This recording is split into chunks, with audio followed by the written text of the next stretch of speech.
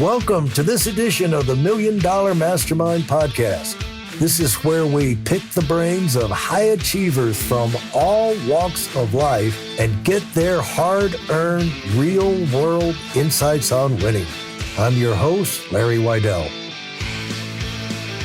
Let's have some fun this afternoon, everybody. We're talking with Dale L. Roberts. Dale is all over YouTube. He's a self-publishing giant. He's a great teacher of people on the way up. And he's got the Self-Publishing with Dale. Is that your podcast or is that the YouTube, or what is Self-Publishing with Dale? That is all encompassing. That's the full brand, because I actually have two different channels, but a lot of people didn't realize the first channel started out as Self-Publishing with Dale. But then I ditched it because I started a podcast with the same name. Not smart on my behalf. There's a first mistake that we can go ahead and discuss is splitting into two. Okay, so welcome, Dale. Glad to have you on. Thanks for joining us. Love the intro, by the way. That was good. I need you as my hype man, Larry. Yeah, I'm the hype man. Yeah. Just call me Bundini Brown or something. There you go. So, Dale, you're in the world of, you moved in, you've had a lot of things that you've been involved in. And so why don't let people to get the background.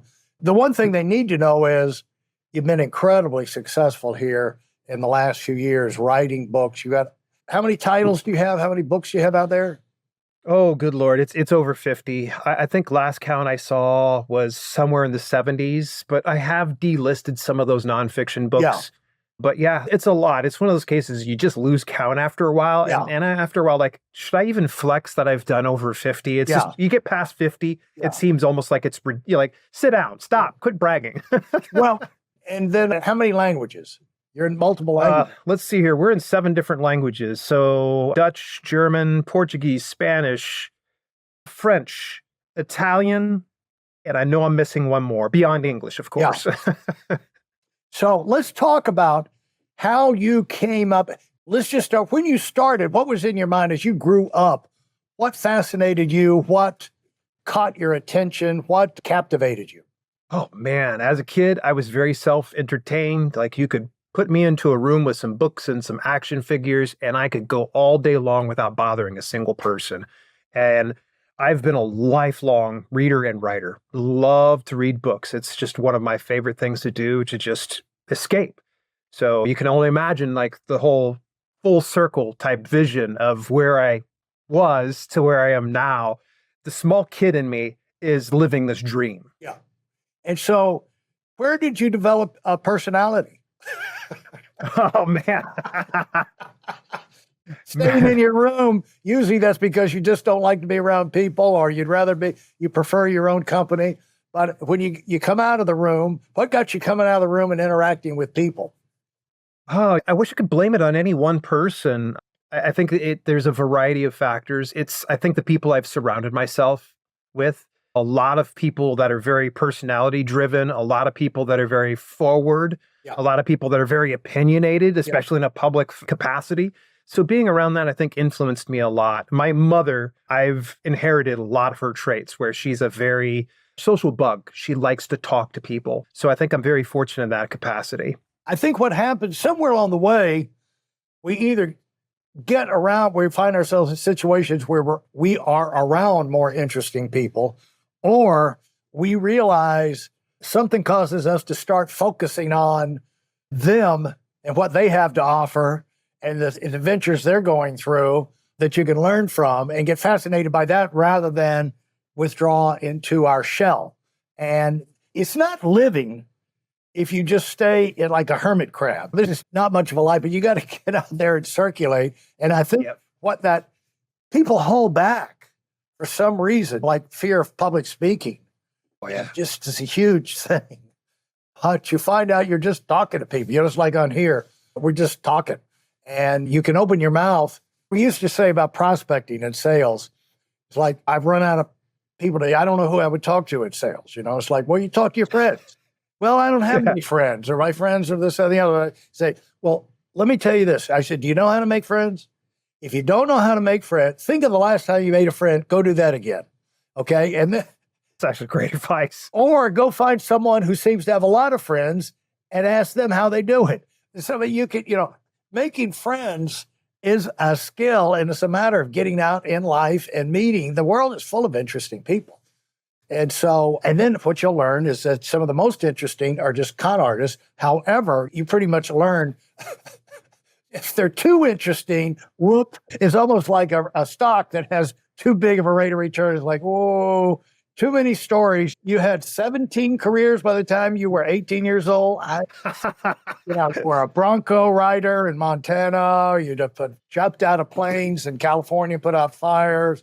You served in Congress as a intern. Wait a minute. But, there are a lot of legitimately super interesting people out there, and that's living. To get out there and meet people because it sparks things inside you if you are the kind of person that has the freedom or interest or desire to try new things and move in new directions. And if you're going to be an entrepreneur, that's what you're trying to do, reinvent your life, grow your life. And there's no better, that's why we've got you on here today, is because there's no better person to get on as somebody that has had achievements. It's not had a life of doom and gloom, and they've got like, well, try this, try that. You fall down, but you get up. And so there's a way that attitude is projected. And so the more you can get yourself out around people like that, the better. So when did you get involved? Let's just talk about how you came up through high school. What were you in? What did you do in college? Things like that. What motivated you? What caught your attention? High school, it was a little bit of this is the same thing. I say high school and college would probably interchangeable because that was back in the days when I had a long head of hair. I used to play music all the time during high school. I love playing guitar to this day. I've actually got a few guitars hanging up over here on my wall next to me. I still dabble. I love to play guitar, but that was then. And of course, I continued to read and I loved writing. In fact, I went to college to get into journalism. And I discovered about a year and a half into my experience on college, that wasn't my cup of tea. Like, I wasn't ready for that. I wasn't ready. And I will tell you, like, straightforward, Larry, it was a lot to do with my maturity. I couldn't accept the fact that I went from being in high school where I was praised for being an excellent writer. Like, you're great at everything that you do. You're fantastic. This is awesome. They would, put pieces of mine inside the local newspaper. Like, I thought I was amazing. And then I went to college and they kicked me right down a few pegs because they were like, dude, you kind of, like, my first paper I handed in my English class, I got an F. I was like, what's going on here? I'm like, I thought I was way better than this. So I lasted a year and a half where it just really humbled me. Looking back, I'm glad I had the experience of going to college because I met some really cool people. And I did learn some in that process, but I think I discovered more about myself and my ability to internalize and understand what the world's trying to present me. And rather than being kicked down a few pegs and like moping about it, I think now if that were to happen, I would take a step back and go, okay, why did I fail this? There is something obviously that I've done wrong in my processes that I need to improve on. And I think that, again, that comes down to maturity because there's a big difference between a 48-year-old version of Dale versus an 18-year-old version of Dale. For those of you who are sick and tired of fooling around and are dead serious about wanting to move up fast, I've got something especially for you. I've combined the best insights from over 40 years in business and making $70 million in income and compressed them into a free webinar. That's right, it's a free resource. If you want to find out exactly what the concepts are that I use in coaching million-dollar earners, register now at weidelonwinning.com. You'll discover the 5-part framework used by so many to reach their financial, personal, and professional goals. You can find that link in this episode's show notes.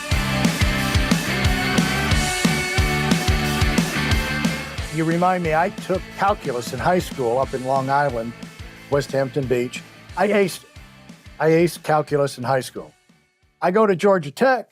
It's the same. I got to take calculus your freshman year. It's the same book. I said, piece of cake. I've already spent a year learning this thing. Easy A. I made D minuses all the way through. Oh my gosh. That's exactly my story right there. What happened was they actually expected you to understand and be able to use calculus. at George at that level rather than just parrot it back, all the little formulas. Yep. But that is an education. There's like, you can't deny that. That's the whole thing. I'm on this thing lately that if you are in denial, we've got this going in political world right now, but if you're in denial about your career, and you just talked about it right there, it was the way you reacted when things went wrong. You didn't go into denial. These people are all against me. I don't know what it is. They're discriminating about with people from my part of the country or whatever. You said, I got to get better. And so, but you don't do that when you're in denial. And when you're in denial, this never occurred to me before, but when you're in denial, you can't be helped. You can't be reached because when you're in denial, you won't accept reality. And reality is really, most of us that are stubborn, is the only thing that can get through to us. We run into, like you say, turn in a paper and you get an F. I go into the same course and I get a D-. It's like, that's reality. I got to accept it. And so I responded differently than you. I changed majors. I should have done that. Maybe I'd be a different case right now. Maybe I'd have a degree by now. Now, as you went through that thing, you made your adjustments, and then how did you proceed forward? Oh, I proceeded to just screw up a good portion of my life where I just spin my wheels. I truly thought I was going to become a rock star at that point because that was my intent. Literally, I remember the moment that I dropped out of college, and it was right in the middle of a semester. I got up in the middle of a Spanish class and I left my books there, which, by the way, is so stupid because you know how much books are. Right, I mean, well, they were expensive back then. Yeah. I left my books there. I literally just walked out with a smile on my face and I said, I'm going to become a rock star. I literally believe that. There is no turning back. No turning. Yeah. Yeah. Oh, and it got hard. It got hard from that point on. Did I become a rock star? No. Did I play in a lot of bands and fail miserably at them? Oh, absolutely. Absolutely. Did I spend countless hours, days, months, years playing around with something that never loved me back? Yeah. Yeah, for sure. Yeah. But I think the big thing that happened was while that's going on, me trying to become a rock star, I continued my quote unquote career at that time in the healthcare industry as an activities director. I'd started out as a nurse aide, and then I progressed to assistant to activities director, which anybody that's not familiar with what an activities director is at a senior living community, that is a person that's paid to play. Like I get to come in and play bingo. I take them out shopping. I get to go to the movies with them. I get to do a lot. I mean, it's just so much fun. And that was a career I never saw myself getting into, but I loved it with all of my heart. And to this day, I still have just a strong passion for that business. And if someone were ever go, hey, Dale, give up the YouTube thing. You have to. You got to go get yourself a quote unquote real job. Yeah. I definitely would return to doing activities director work because it was very fulfilling. Yeah. And so something happened along the way. Oh, yeah. Yeah, something definitely happened along the way. And that's where, let's see here, I was about 20 years into the business because, I started when I was 17. And I had a corporate wellness coach that saw how much I was very passionate about health and fitness. And she was like, you should write a book about it. And that is when the light bulb went off above my head. But I wasn't thinking like, this is not something, Larry, that I was thinking intentionally like, I'm going to become a best-selling, award-winning author. I'm going to sell thousands of copies of books. Yeah. And I'm going to get a massive YouTube channel. No, it wasn't even that. All I wanted to do was scratch an itch.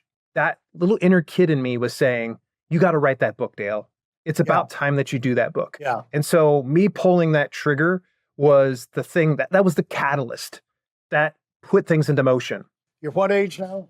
Let's see here. I am 48 now, so I was about 37 then. So the thing is, those are listeners need to realize or just accept the fact and get encouragement from the fact that you went down a road that you was fulfilling. And I don't know how much potential or, how far you could have gone in that business, how many promotions or whatever you could do, but income, this and the, I don't know where you were. Income wasn't the greatest.